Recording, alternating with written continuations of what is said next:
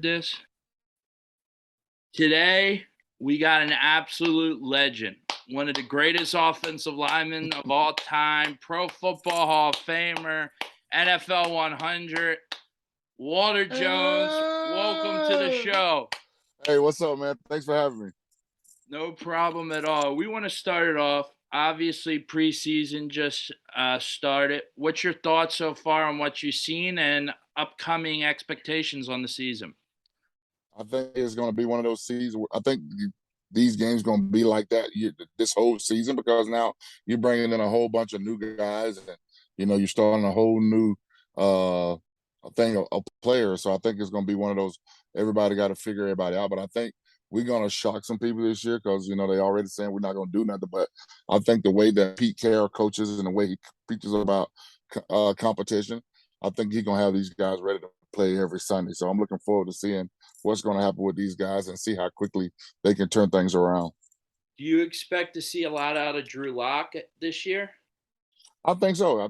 They made the trade and stuff, so he have an opportunity. He got to prove that he's not worthy of that trade. So I think he's gonna get as much time as he can. I think Gino going to continually keep pushing and make it tough for him because he's a competitor too. But still, again, I think he will get some playing time this year to kind of see what he's all about. Because you got to make that decision by just seeing him play. You're not gonna make that decision him on the sideline. So I think he's definitely gonna get in there and kind of show what he's made of. I'm a big Cowboys fan. What your thought on the Cowboys season and how we looking?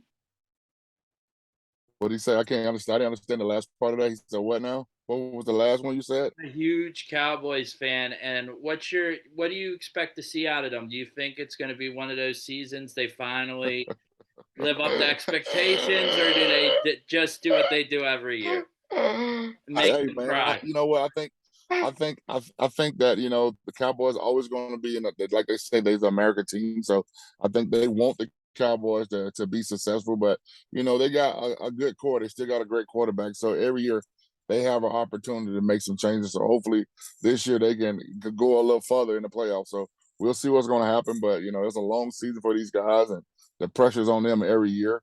So we'll see what they're gonna do. You know what I'm saying? I think everybody wants them to win, but they always fall short when it come down to the playoffs. You were a part talking about the Cowboys. You were playing in that famous game when Tony Romo fumbled the ball on the snap. What was it like in that stadium that day? Because watching it on TV, it seemed like it was crazy there. It was crazy. It was just one of those things. I think it was that season before. I think this is the season before we made our little run.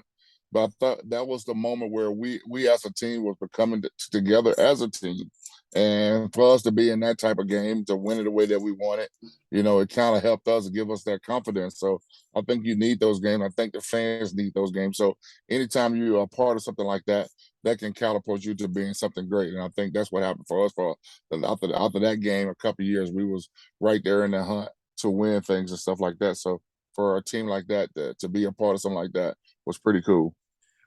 We just had the Hall of Fame last week.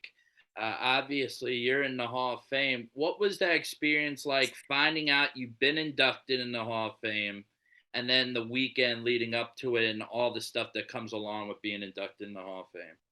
It was cool, man. I think anytime you get a chance to be recognized with some of the greats, that just tells you that you did it the right way. For me personally, when I was there and got introduction, those guys know my name and stuff. So I grew up on a lot of these guys and stuff. So for me personally to say that I played the game consistently love long time enough to be able to be in this same class. So it's pretty amazing. It's sometimes you got to pinch yourself because sometimes the people that you be in the same room with. But for me personally, I feel like I deserve to be there. So anytime I get a chance to go back there, it's one of those things where the Hall of Fame does a great job of shining a light on just you and what you've done in this game. So I think it's a pretty cool thing for the Hall of Fame to do that every year. For those guys can come back every year and be celebrated. So I think it's pretty cool the way they do things like that. And for me to be a part of something like that is pretty amazing. Where do you rate yourself as a player? Would I rate myself as a player? Oh man, I rate myself pretty high. I would say I think I think anybody, if you're not confident that you're the best, or you're gonna go out there and prove that you're the best, I think everybody got confident in themselves and believe that they're the best when they step on the field. And I felt like that every time I stepped on the field, that I'm gonna dominate. I'm gonna be the best one out here. So that was easy to do because if you love this game, you can go out there and play it at the very highest level. So that was cool for me. So I rate myself as a very intelligent, very a great player. I read an insane stat about you that in your career, you only gave up 23 sacks and only had a holding penalty 9 times, which is like insane for anyone who watches football all the time that that's possible. And I think you played 13 seasons. Yeah. That's absolutely insane. What made you different than everybody else? Was it worth ethic? Was it just talent? I think a lot had to do with talent too, and your opportunities. Take advantage of your opportunities, and I think that was something that I wanted to do. I think I wanted to play in the league. So for me, it was easy for me to go out there and be consistent because as a lineman, there's not a lot of stacks that you can pick up. You got your quarterback can play good, your running back can play good, but there's really no lineman stats. So for me personally, I want to go into the game and take the guy out of the complete game. So because defensive guys, once they get done with the game, they look at the stat sheet, they can see if they had any tackle for loss, sack.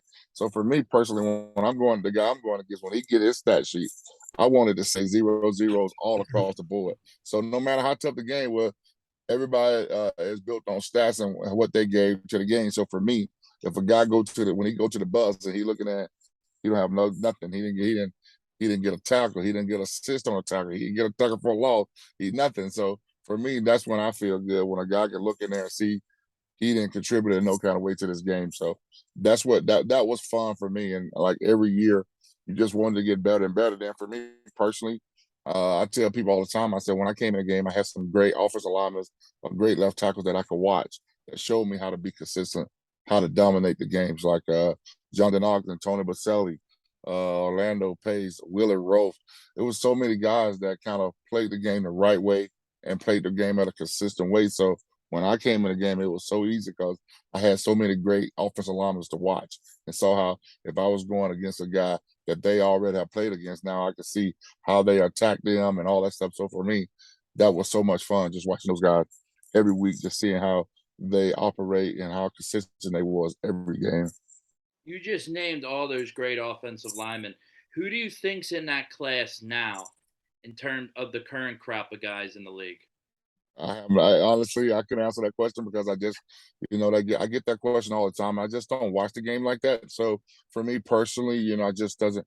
You hear about linemen and stuff like that, but for me personally, I just don't look at the game in that kind of way, like trying to figure out who's the best lineman, who doing this. I know if you're good, you're gonna stand out. But I never, since I left the game, I really never, I talk to a lot of guys in the league, but I don't try to pick out who's the best, this. That's not my job to do that. So, but it's some great, just some great offensive line. You can tell.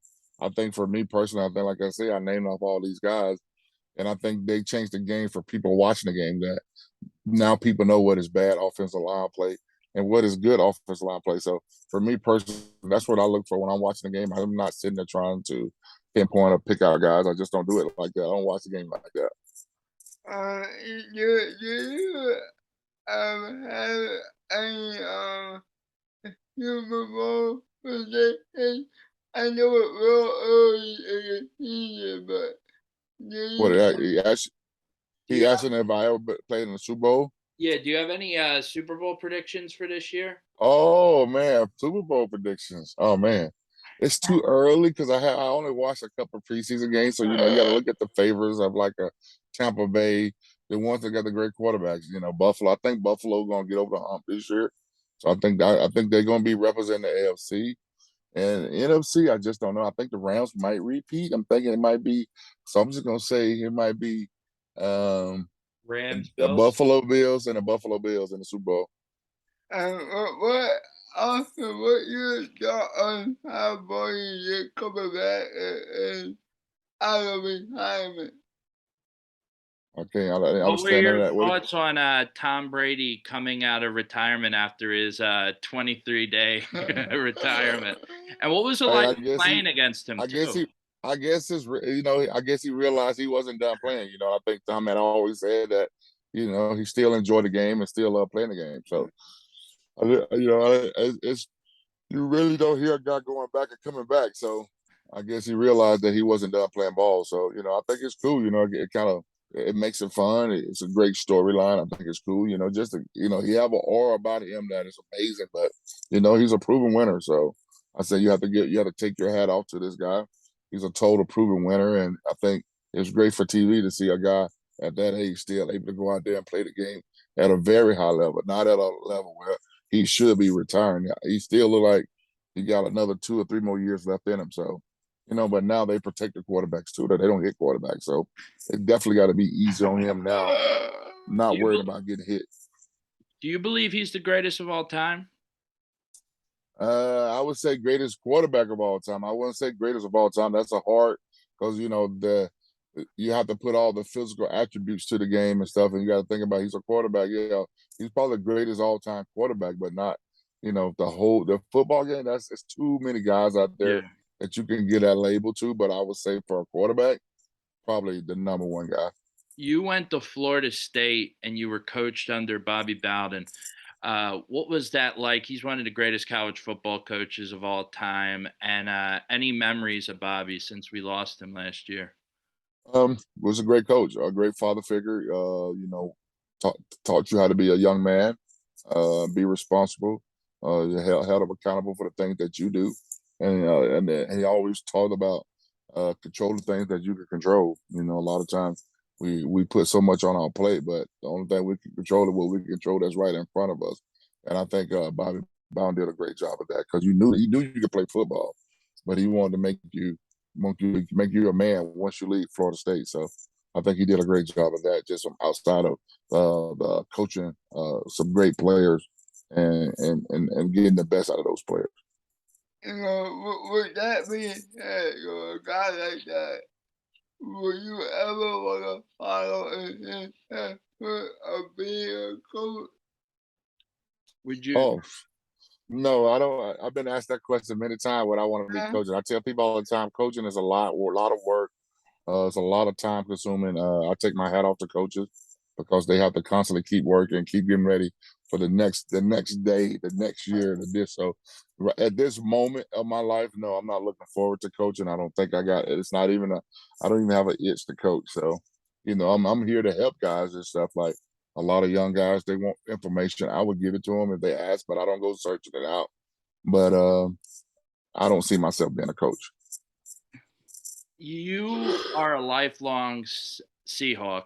Obviously, you're wearing the hat. And in 2014, you got the honor of being the honorary captain when they won the Super Bowl. What was that like?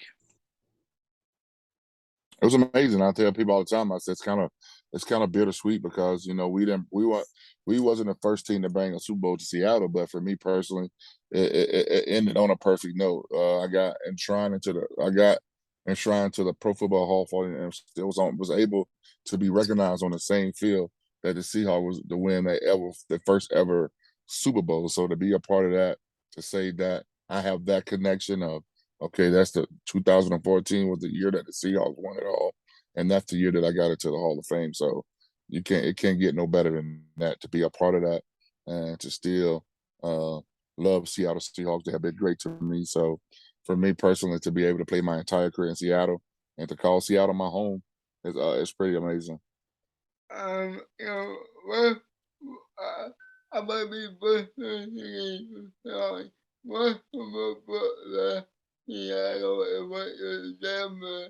What you do you have any thought about that? And About What were your thoughts sure. about Russell leaving Seattle to go to Denver? I tell people all the time, it's a business. I tell people to love the team and don't fall for the players because they can come and go.